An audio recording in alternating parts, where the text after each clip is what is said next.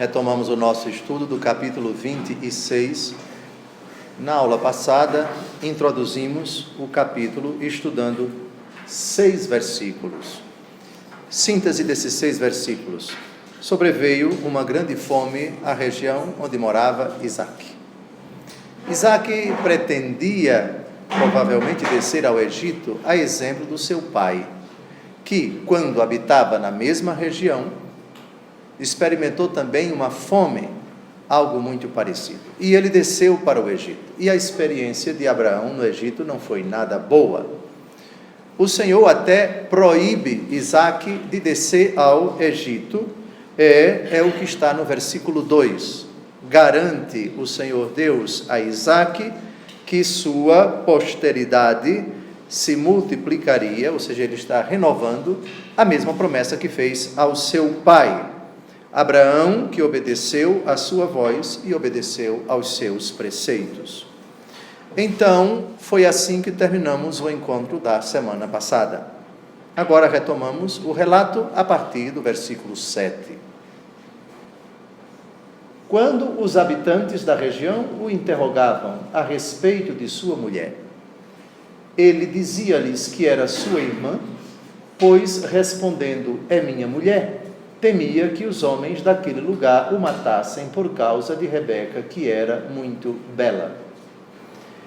O seu pai já havia cometido fraqueza semelhante. Em Gênesis capítulo 12, por favor, versículos 13 e depois 19, a fraqueza de Abraão no Egito. Dize, pois, que és minha irmã, para que eu seja poupado por causa de ti e me conservem a vida em atenção a ti. Ele pede a Sara, que não diga que é sua esposa, mas que é irmã. Na verdade, é uma meia-verdade. O que acaba sendo na prática é uma mentira, com medo de morrer. Pela beleza de Sara. Rebeca também é muito bonita. Por que disseste que ela era tua irmã, levando-me a tomá-la por esposa? Mas agora, eis tua mulher, toma-a e vai-te. Pois bem, foi o que o faraó disse, indignado. Ele havia sido advertido pelo próprio Deus, se ele tocasse naquela mulher, a esposa de um profeta, ele acarretaria para si, para o Egito, muita desgraça. Pule para o capítulo 20, agora é Abraão com Abimeleque. Não sabemos, já vimos no encontro anterior, não temos certeza se o mesmo Abimeleque, que é do tempo de Abraão, é o mesmo Abimeleque do tempo de Isaac. Não sabemos. Então, Gênesis capítulo 20, versículo 2. Ele dizia de Sara, sua mulher, que ela era sua irmã. Abimeleque, rei de Gerara, arrebatou-lhe. Pule agora para o versículo 5. Não me disse ele que ela era sua irmã? E ela mesma me disse, é meu irmão? É na simplicidade de meu coração e com as mãos puras que eu fiz isso, diz Abimeleque, se justificando diante de Deus. Pule agora para o versículo 12, Gênesis. Aliás, ela é realmente minha irmã, filha de meu pai, mas não de minha mãe. Ela tornou-se minha mulher. Ele disse uma meia-verdade. Ela era uma meia-irmã, mas era também esposa. Na prática, foi uma mentira. Só que aqui no versículo 7, vejam bem, Gênesis 26, 7, aqui não é meia mentira, é a mentira inteira. Não há justificativa para o que vocês estão lendo no versículo 7. Não se pode jamais justificar uma mentira, mesmo para salvar a vida. Absolutamente. Quem lembra da afirmação de nosso Senhor Jesus Cristo, quem se envergonhar de mim diante dos homens, eu me envergonharei dele diante do meu Pai que está nos céus. Se tal mentira fosse admitida, seria o fim de todo matrimônio, seria o fim de todo sacerdócio, seria o fim de todo compromisso assumido. A mentira estaria justificada, o que não se discute absolutamente. Aqui é algo injustificado e ponto final. E o contrário equivaleria a dizer que o fim justifica os meios. Para salvar a minha vida, justifica que eu minta. Isso é frontalmente contrário aos princípios cristãos e não tem para onde correr. Muito bem. Ainda que você veja, Rebeca era muito bonita. Não justifica, não justifica, não justifica e não justifica. Vamos agora ao versículo 8. Gênesis, capítulo 26. E como sua estada ali se prolongasse, aconteceu que um dia, olhando Abimeleque pela janela, viu Isaque que acariciava Rebeca, sua mulher. Eu acredito que o verbo, seu Gilberto, utilizado pela Bíblia de Jerusalém, nesse versículo também é acariciar. Sim, acariciar. Alguém tem uma outra tradução? Não? Pois bem, então, acariciar, um verbo que denota intimidade conjugal, não digo sexual, já que não sabemos direito em que aposentos, em que lugar a cena estava acontecendo, mas devia tratar-se de um gesto impensável para um irmão e uma irmã, mais um ato, uma carícia tipicamente conjugal, enfim, um beijo, um abraço, algo que é próprio de um homem e uma mulher casados, enfim. Mandou chamá-lo, ou seja, Abimeleque mandou chamá-lo e disse-lhe: é evidente que é tua mulher, e como dizias tu que era tua irmã? Aqui no versículo 9, nós temos uma cruel ironia. Um pagão corrigindo um crente, um temente a Deus. Que curioso, não é? O filho do pai de todos os patriarcas cometeu essa fraqueza. Dei uma olhada na censura de Faraó a Abraão, muito parecida com essa censura do versículo 9, e depois Abimeleque ao próprio Abraão, 2 vezes censurado. Gênesis 12, de 17 a 19, Gênesis 12, de 17 a 19, o Senhor, porém, feriu com grandes pragas o Faraó e a sua casa por causa de Sarai, mulher de Abrão.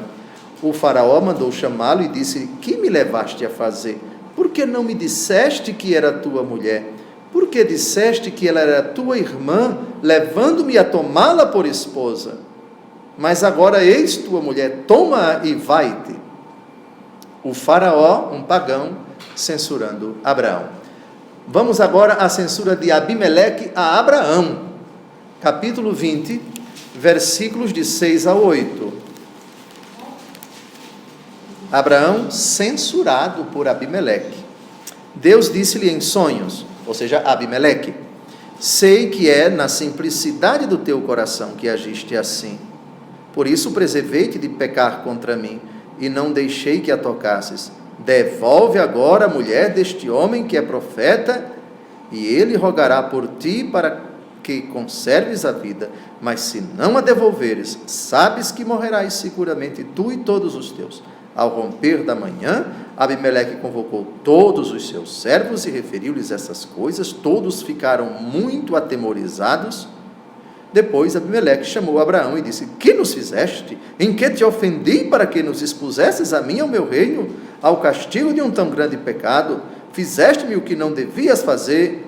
E ajuntou: o que tiveste em vista agindo assim? E Abraão tenta se justificar, justificativa injustificável. Muito bem, então outro paralelo. E como dizias tu que era tua irmã, porque respondeu Isaque: eu temia que me matassem por causa dela. Isaque aqui não tentou justificar, simplesmente disse que foi por medo, tinha medo de morrer. Bem, é compreensível mas não é aceitável a justificativa dele. Bem, versículo 10. Abimeleque replicou: que nos fizeste? Um pouco mais, e alguém do povo teria abusado de tua mulher e terias atraído o pecado sobre nós. Aqui duas coisas. Parece que Abimeleque aqui ainda não tinha arrebatado Rebeca, como tinha arrebatado Sara no tempo de Abraão, suposto que era o mesmo Abimeleque. Não sabemos se o Abimeleque do tempo de Abraão era o mesmo Abimeleque no tempo de Isaque, ou se um era o pai do outro, um era filho do outro, enfim. Bem, então vejam, parece, lendo com atenção o versículo 10, que ainda ninguém tinha tocado nela, que ninguém tinha se apossado dela, ninguém tinha raptado Rebeca, ninguém tinha se casado com ela, muito menos Abimeleque. Então, alguém do povo teria abusado de tua mulher. Tratava-se isso de um estupro? Não temos condições de dizer. Aqui temos que imaginar um ato sexual, se incestuoso ou não, se adúltero ou não, se no matrimônio ou não.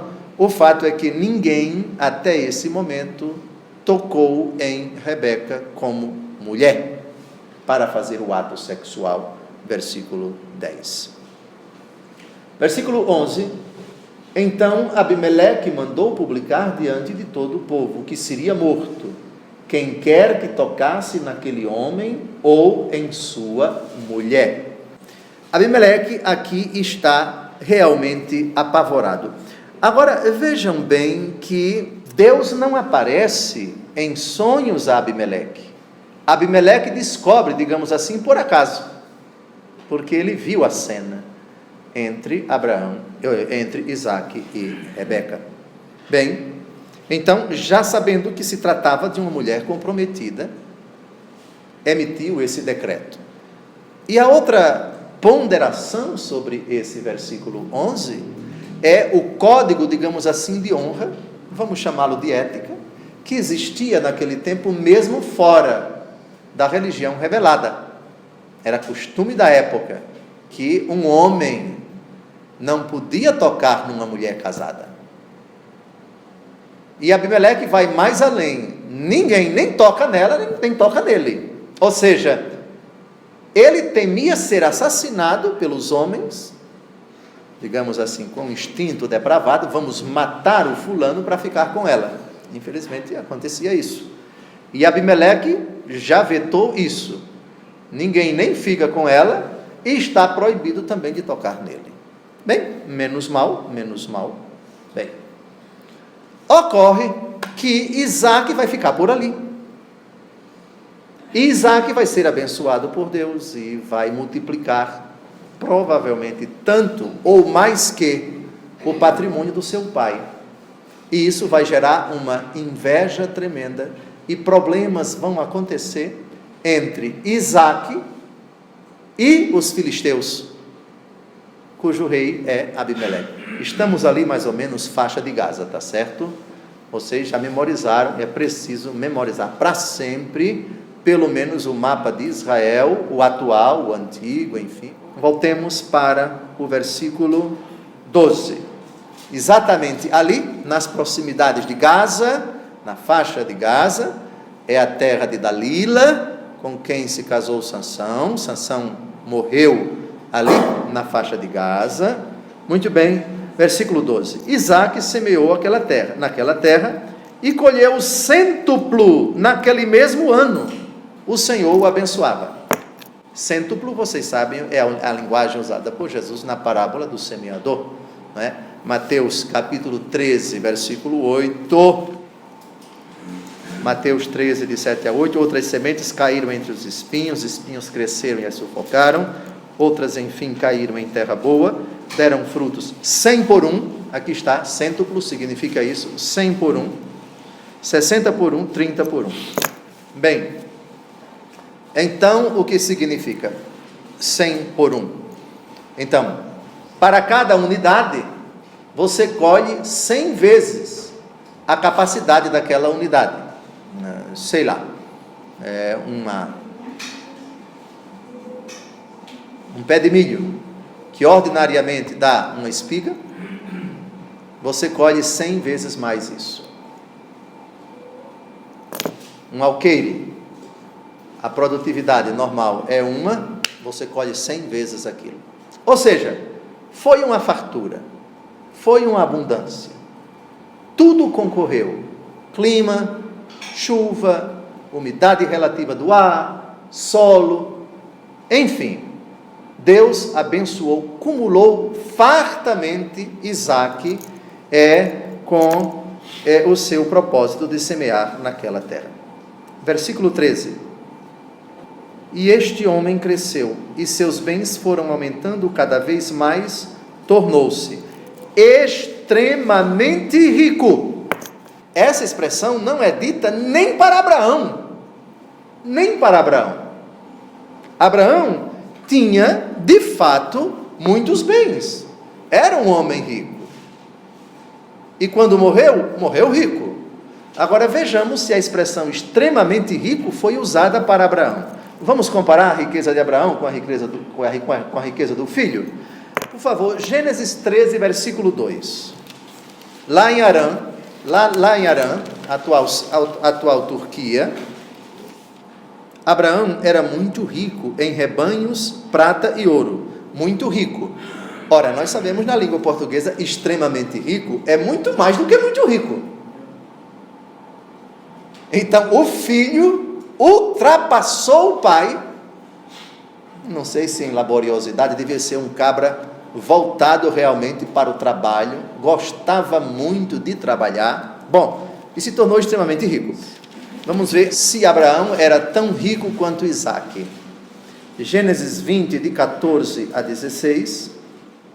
Tomou então Abimeleque ovelhas, bois, servos e servas, e deu-os a Abraão, ao mesmo tempo que lhe devolvia Sara, sua mulher, e disse-lhe: minha terra está à tua disposição, fixa-te onde quiseres. Disse também a Sara: dou a teu irmão 1000 moedas de prata, isto te será um véu sobre os olhos para todos aqueles que estão contigo, eis-te justificada. Então Abraão, que já era rico, ganhou mais riqueza, mais presente de Abimeleque.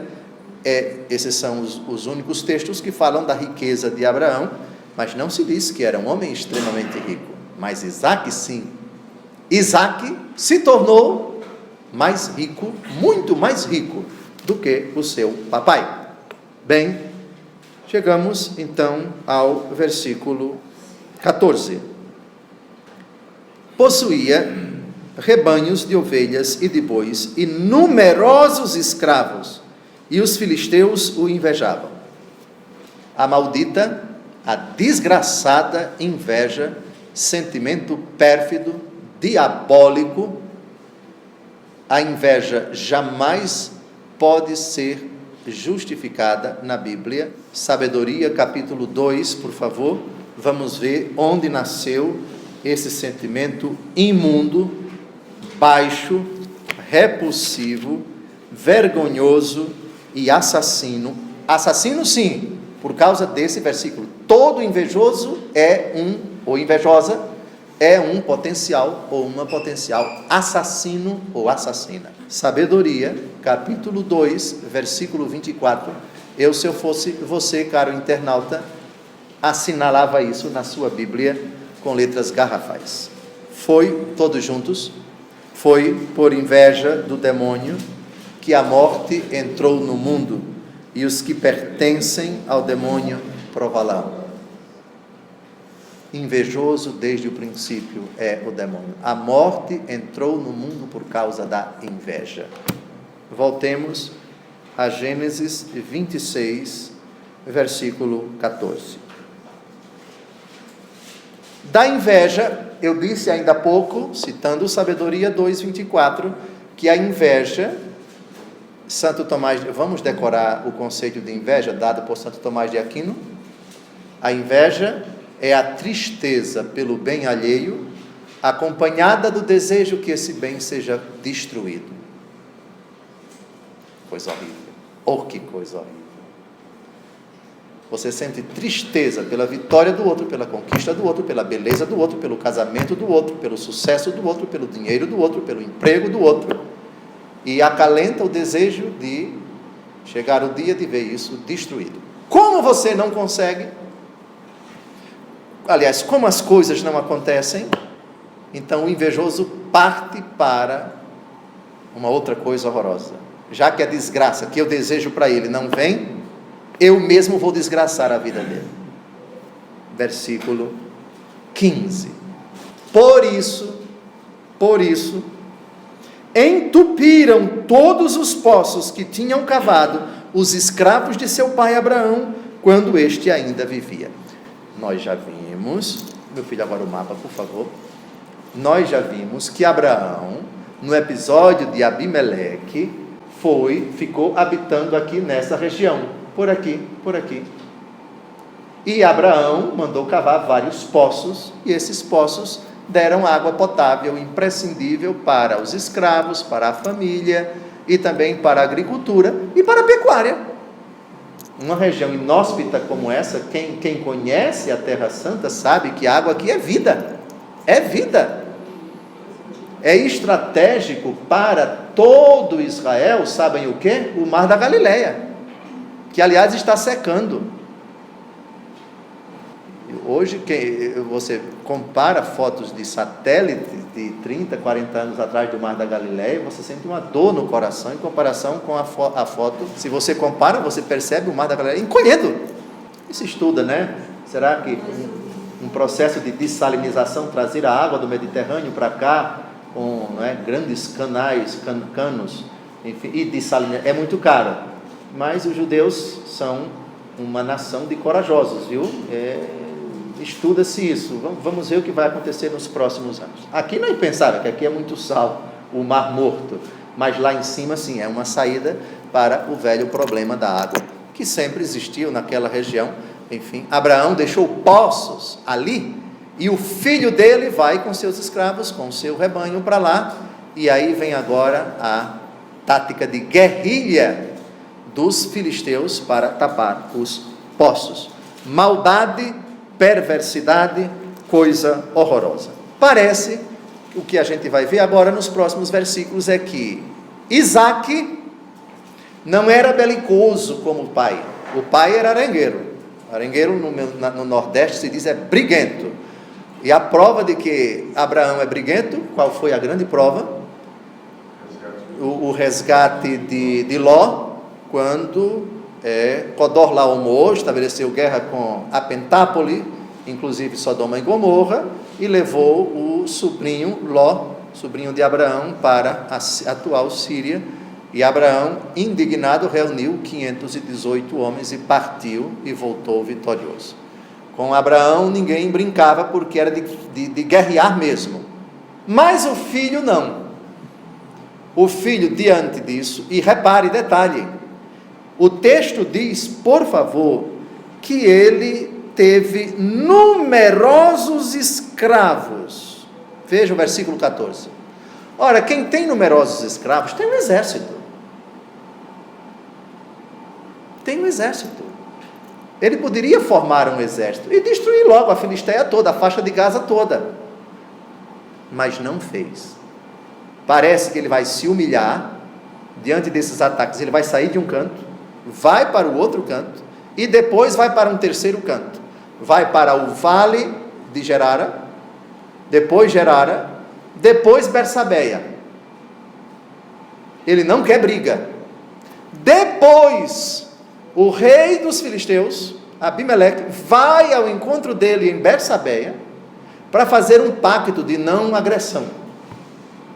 Ou seja, no fundo, quem está morrendo de medo é Abimeleque, porque sabe que tem um vizinho extremamente rico, e extrema riqueza significa extremo dinheiro, extremo poder e extrema capacidade de você reunir um exército para tomar as terras de quem quer que seja, ou destruir qualquer inimigo que tente colocar em risco a integridade física e moral dos seus escravos, do seu patrimônio, etc, etc. Pois bem, versículo 15, maldade das maldades, perversidade das perversidades, entupiram todos os poços que tinham cavado os escravos de seu pai Abraão, quando este ainda vivia. Esse texto, esse fato, citado aqui no versículo 15, já vimos no capítulo 21, de 25 a 27, não convém repetir, para a gente não atrasar o estudo. Muito bem. Abimeleque disse-lhe: aparta-te de nós, pois te tornaste muito mais poderoso do que nós. Bom, aqui está a explicação da última frase do versículo 14. Aqui é inveja pura. Aqui é o sentimento mais irracional, mundano, depravado, que o demônio pode alojar, consegue alojar no coração das pessoas. Ou seja, vai embora pelo simples fato de você ser mais poderoso do que nós. A matança dos inocentes, Herodes, que mandou matar o menino, onde está o rei dos judeus? Viemos aqui para adorá-lo. Essa palavra foi que deixou Herodes furioso, apavorado, com medo de perder o seu trono, o seu rei, que vai perder pouco tempo depois, vai morrer de forma horrorosa. Flávio Joséfo diz que ele mandou matar a mãe, os irmãos, promoveu uma carnificina dentro da sua família e morreu uma morte triste, corroído de vermes. É o que diz Flávio Joséfo no seu famoso livro Antiguidades Judaicas, ou História dos Hebreus. Bem, perversidade. Sem comentários, o versículo 16. Vamos ao versículo 17. Partiu Isaque, e tendo levantado o seu acampamento no vale de Gerara, habitou aí. O vale de Gerara está ao sul de Gaza, mais ou menos por aqui. Gaza está aqui, sul de Gaza está por aqui. Ele sai daqui e vai para Gerara. Vale de Gerara é aqui, Gerar ou Gerara é aqui, esse ponto aqui que vocês estão vendo. Muito bem. Ou seja, Isaque não quer briga. Poderia brigar, poderia reunir os escravos e promover uma carnificina e mostrar: essa terra é minha, na verdade foi adquirida pelo meu pai. O que vocês estão fazendo aí, inadmissível. Querem guerra? Vai ter guerra. Lembram, porém, que Isaque era muito reflexivo? Ou seja, saiu do vale e foi habitar na própria cidade que leva o nome do vale, Vale de Gerara, e foi habitar ali. Abriu de novo os poços cavados outrora, no tempo de seu pai Abraão, que os filisteus tinham entupido depois de sua morte, e deu-lhes os mesmos nomes que o seu pai lhes tinha dado. O que é citado no versículo 18, vamos a Gênesis 21, de 25 a 27. Gênesis 21, de 25 a 27. Abraão queixou-se a Abimeleque por causa de um poço que os seus homens lhe tinham tirado à força. Ignoro quem tenha feito isto, respondeu Abimeleque. Tu mesmo nunca me disseste nada a respeito e só hoje estou ouvindo falar nisso. Abraão tomou então ovelhas e bois e deu-os a Abimeleque e fizeram aliança entre si. Abraão aqui contemporizou e preferiu não litigar, não brigar. O seu filho fez um pouco diferente. Vamos tirar o rebanho daqui e vamos para Gerara. Bem, versículo 19. Seus servos cavaram outro poço no vale e encontraram ali uma fonte de água viva. Outra tradução para fonte de água viva é fonte de água perene, de água constante, uma fonte que não cessa nunca. Ou seja, é um olho d'água. Não sei se se usa essa expressão por aqui, nas Minas Gerais também, olho d'água. Ou seja, ali é o começo de tudo, ali é o comecinho de onde sai da terra mesmo aquele manancial. É a fonte de água viva. O que é uma riqueza, o que é uma preciosidade para uma terra inóspita, um grande deserto com poucos oásis, como é a atual Terra Santa. Bem, versículo 20. Mas os pastores de Gerara começaram a disputar com os pastores de Isaque. Esta água é nossa, diziam eles. Isaque chamou então a esse poço Ezeque, porque lhe tinham contestado. Ezek, em hebraico, significa disputa, ou seja, é o poço da disputa, é o poço da arenga, é o poço da contestação. Bem, e vejam, Isaac está evitando guerra, está evitando confronto, e olhem o que ele vai decidir fazer. O bom senso, na minha terra se diz, o homem do bom senso diz, olha, dizem que eu dou um boi para não entrar numa briga, mas dou uma boiada para não entrar nela. O irresponsável, o irresponsável é que diz, eu dou um boi para não entrar numa briga, mas dou uma boiada para não sair dela. Né? Esse é o briguento, isto é, você está me apurrinhando, você está me irritando, se eu tomasse essa decisão, eu vou até o fim, etc. É o belicoso, né? O outro esgota todas as possibilidades para evitar o confronto, Bem, é o que Isaac vai fazer. Versículo 21. Abriram seus pastores um segundo poço, mas surgiu outra disputa, e por isso pôs o nome de Sitna. Sitna significa oposição. Sitna, vejam as duas consoantes de Sitna e a última vogal, STA, oposição, a mesma raiz de Satã.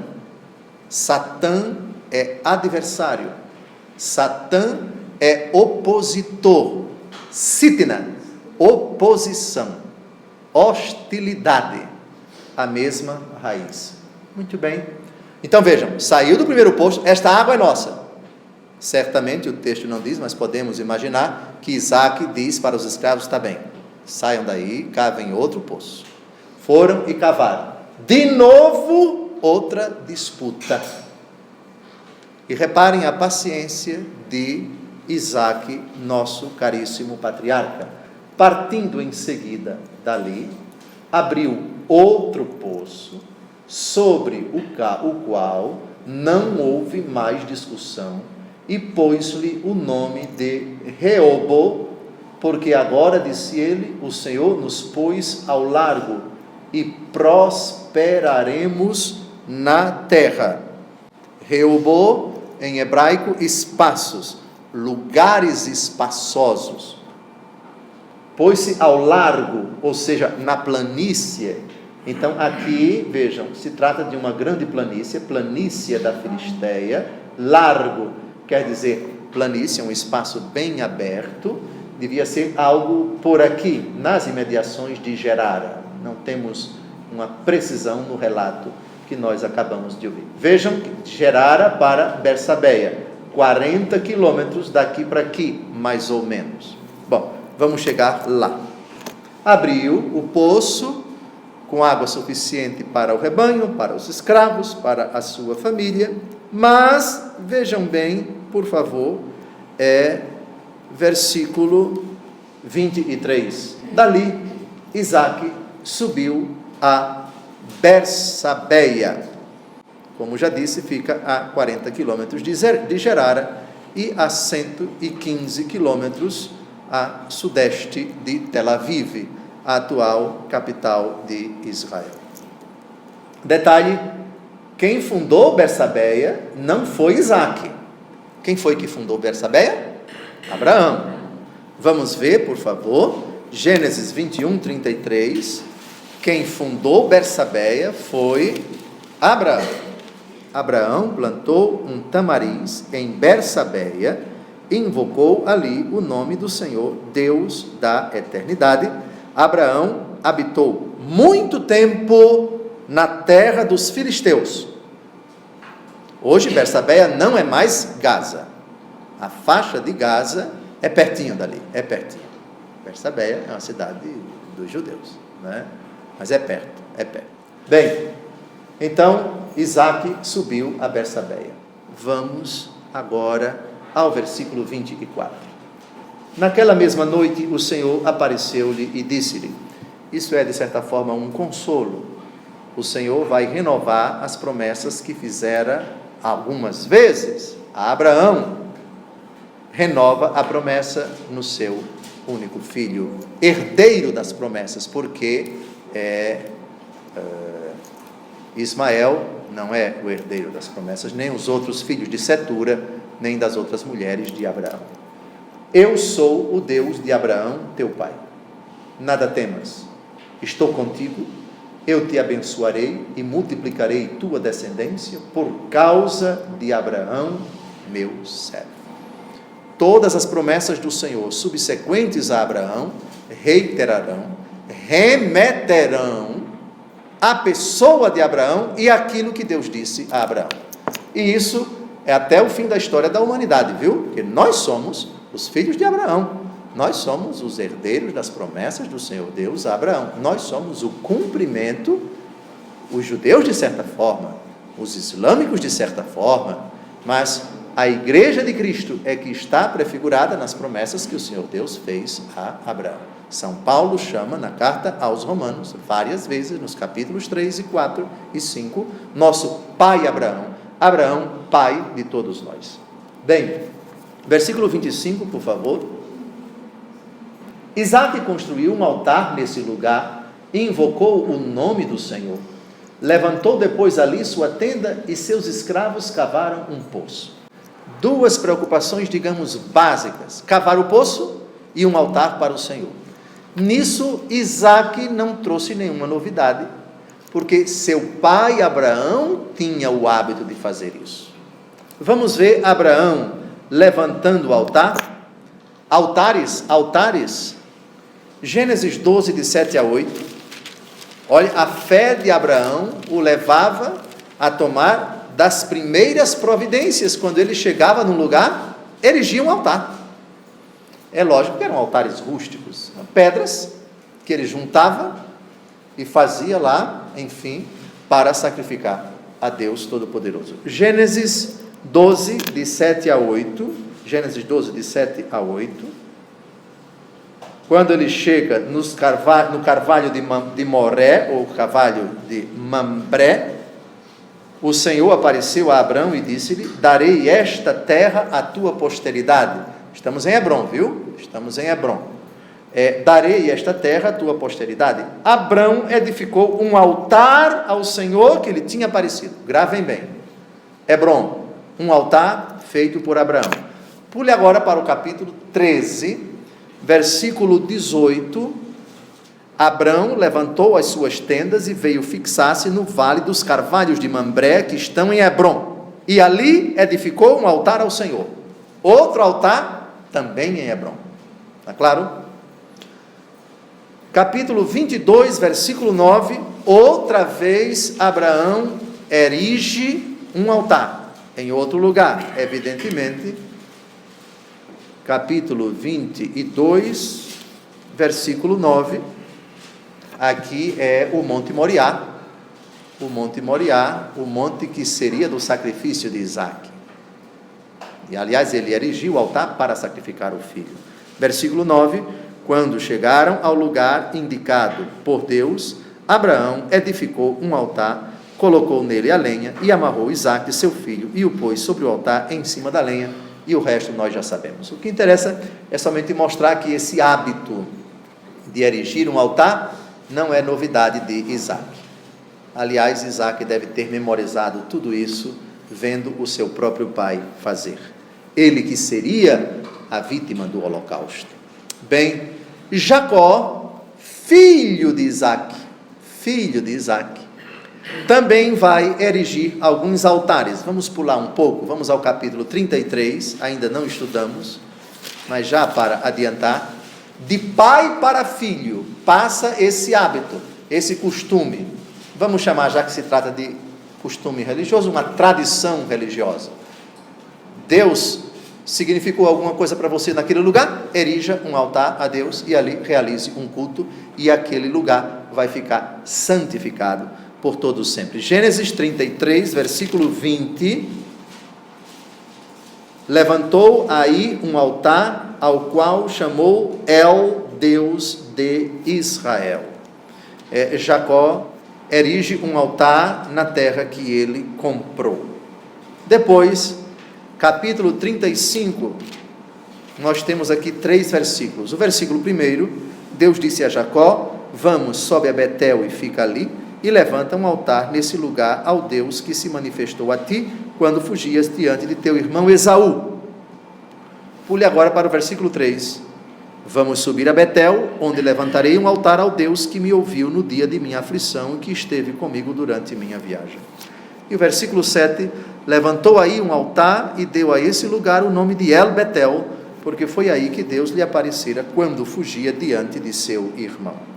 Então, a importância do altar como um marco, digamos assim, visível, geográfico, por que não, para significar uma particular intervenção de Deus na vida daquela pessoa. Bem, versículo 25, vamos ao versículo 26. Abimeleque veio de Gerara procurá-lo com Ocosá, seu amigo, e Ficol, general do seu exército. Veio de Gerara, 40 quilômetros, mostre o mapa de novo, meu filho. Veio de Gerara. Vejam, Gerara está aqui. Bersabeia está aqui, ou Berseba está aqui, 40 quilômetros, bem distante deles. Pois não é que Abimeleque vai procurar Isaque aqui, mas não é para fazer guerra. Certamente ele está se pelando de medo, é o que a gente vai ver. Volte o versículo, vejam a proposta que ele vai fazer. Abimeleque veio de Gerara procurá-lo com Ocosá, seu amigo, e Ficol, general do seu exército. Se vocês repararem bem, deem uma olhada nesse Ficol, general do exército de Abimeleque no tempo de Isaque. Agora vejam, esse Ficol vai aparecer com Abimeleque para conversar com Abraão. Gênesis 21, de 22 a 23. Por aquele tempo, Abimeleque, acompanhado de Ficol, general do seu exército, disse a Abraão: Deus está contigo em tudo o que fazes, e segue. Pergunta-se, será que o mesmo Abimeleque do tempo de Abraão é o mesmo Abimeleque do tempo de Isaque? Parece que sim, porque estamos diante de um general do exército dos filisteus que é o mesmo. Mas também existe a possibilidade de o mesmo general com Abimeleques diferentes. Bom, isso é um detalhe irrelevante no meu entendimento. Vamos voltar a Gênesis 26, 26. Isaque disse, versículo 27, por que me procurais, já que me detestais e me expulsastes do meio de vós? A pergunta é oportuna. Isaque poderia nem recebê-los, já podia partir para a guerra mesmo. O que é que essa gente quer? Eu não tenho nada com eles, eu saí de lá por causa deles. Eu me atrevo a dizer aqui que estamos diante, provavelmente, de um homem de uma capacidade, de uma paciência tremenda. Isaque devia ser uma pessoa de uma serenidade, que não esquentava com pouca coisa, e que, mesmo diante dessa constatação, se dispôs a escutá-los. Porque uma pessoa ferida, agredida, que deslocou seu rebanho, seus escravos, saiu várias vezes, de vários lugares, por causa desse tipo de gente, tinha motivos para nem recebê-los, mesmo assim, os recebeu. Eles responderam. Se verdade ou mentira, deixo para cada um julgar a intencionalidade do que vamos ler no versículo 28.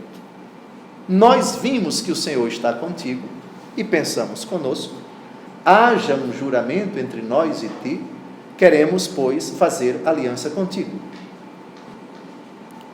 Se houve sinceridade, deviam certamente estar morrendo de medo. Isto é, reconheceram que o poder de Deus, a providência de Deus, o amparo de Deus estava com eles, que tudo que faziam produziam, que se davam bem onde quer que chegavam, que cavavam poços e os poços davam água em abundância, e haja dinheiro, e haja escravo, e haja patrimônio, etc, etc. Se houve sinceridade, então é melhor fazer um pacto de aliança com eles, se é que eles estão com raiva da gente e futuramente eles podem estabelecer guerra, então é preferível que nós os procuremos e façamos uma aliança. Se houve sinceridade, é legítimo pensar que o que motivou Abimeleque com os seus asseclas foi isso. Bem, mas a Bíblia não fala das intenções, a Bíblia simplesmente relata aquilo que foi dito. Versículo 29, por favor. Jura que não nos farás nenhum mal. Estão com medo, estão morrendo de medo. Assim como também nós não tocamos em nada do que é teu, e só te temos feito bem, deixando-te partir em paz. Que é mentira, eles não fizeram nada disso até agora. Agora tu és o bendito do Senhor. Pronto. É a proposta de Abimeleque, versículo 29. Olha a bondade, vejam, talvez a capacidade de circunspecção de Isaque, que talvez, se aconselhado ou não, se sozinho ou não, se ponderou, se pediu um tempo para pensar, ou se foi de supetão, não sabemos, mas ele ponderou. Bom, vejam, é claro que esse tipo de gente quer uma aliança conosco. É preferível ter um vizinho em termos, 40 quilômetros, mas para uma terra santa é vizinho mesmo. É preferível você, com gente perigosa, fazer um pacto de não agressão, né? Eles no canto deles e eu no meu canto. Às vezes a gente tem que contemporizar, seja na mesma prumada, no mesmo edifício, na vizinhança. A gente não pode, infelizmente, se mudar, mas o bom senso às vezes nos leva a engolir sapo podre, como se diz na minha terra, e frear o instinto e dizer: eu tenho que, vamos dar mais uma chance, vamos tentar viver pacificamente, harmoniosamente com esse tipo de gente. E isso certamente levou Isaque a preparar um banquete, e eles comeram e beberam. Ou seja, vamos pôr um ponto final nisso, virar a página e está bem. Versículo 31, no dia seguinte pela manhã, se levantaram, precisam ir embora, fizeram mutuamente os seus juramentos. Foi recíproco, conforme o costume da época. Isaque despediu-os em seguida, e eles afastaram-se dele em paz. Menos mal. Versículo 32, nesse mesmo dia, os escravos de Isaque vieram dar-lhe notícias do poço que estavam cavando. Encontramos água, disseram eles. Mais outra prova da benignidade, da bondade, da providência de Deus, que cumula de dádivas Isaque e todo o seu patrimônio. Estamos diante do primeiro rebento de Abraão, que explicita o cumprimento das promessas do Senhor de fazer de Abraão o pai de uma grande nação. Bem, versículo 33. Ele pôs a esse poço o nome de Sibeia, de onde vem o nome de Bersabeia, nome que a cidade conserva até o dia de hoje. Seba, ou Sheba, em hebraico é juramento. Berseba, então, ou Bersabeia, ou Berseba, poço do juramento. Essa é a etimologia da cidade de Bersabeia.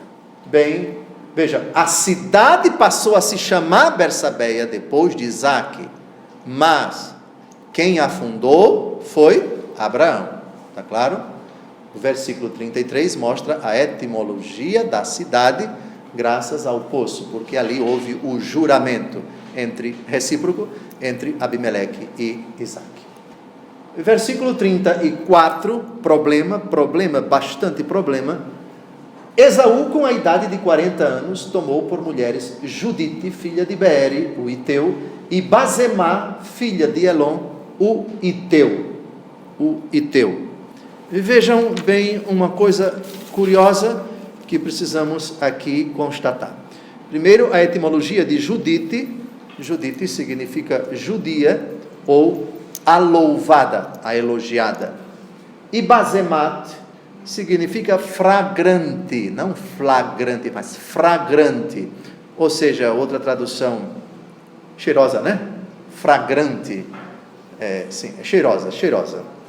de agradável odor. Mas vejam o versículo 34, o 35 diz que elas foram motivo de desgosto para Isaque e Rebeca. O texto não diz o motivo do desgosto. Eram temperamentais, eram briguentas, faziam sofrer o seu filho, não sabemos. Mas um detalhe, por favor, que o versículo 24 não diz tudo a respeito da vida sexual de Esaú, porque Esaú, a exemplo do seu avô, tinha outras mulheres. Por favor, Gênesis 36, de 1 a 5, eis a descendência de Esaú, também chamado Edom, o ruivo, o vermelho. Esaú tomou suas mulheres entre as filhas de Canaã: Ada, filha de Elon, o Iteu; Olibama, filha de Ana, filha de Sebeon, o Eveu; Bazemá, filha de Ismael. Vejam que não é essa Bazemá de Gênesis 26, 34 é filha de Elon. A do versículo 30, do versículo 3 de Gênesis 36 é outra: Bazemá, filha de Ismael, filha de Nabaiô. Ada deu a Esaú Elifaz, Bazemá deu a luz Rauel, e Olibama deu a luz Jeús, e Elon e Coré. Tais são os filhos nascidos a Esaú na terra de Canaã. Então Esaú, vamos ver quantas mulheres ele teve. Versículos de 2 a 3. Então, Ada, 1, Olibama, 2, Bazemá, 3. E em Gênesis 26, 34, mais 2, Judite e Bazemá. Está claro? Agora, detalhe, vejam bem, Ada, de Gênesis 36, 2, é irmã de Bazemá, filha de Elon, de Gênesis 26, 34. Vejam, Gênesis 26, 34, Bazemá, filha de Elon, o Iteu. Está claro? Elon. Vejam agora, Gênesis 36, 2, Ada, filha de Elon, o Iteu. Então ele casou com duas irmãs. Teve várias mulheres, 2 delas eram irmãs. Bem, já estamos exatamente com 1 hora de estudo. No próximo sábado, se Deus quiser, terminamos o capítulo 26, começaremos o capítulo 27, um capítulo extremissimamente doloroso, de partir o coração pelo drama vivido por todo mundo. O que é que nós vamos ver no capítulo 27? Dei uma olhada. Isaque abençoa Jacó em lugar de Esaú.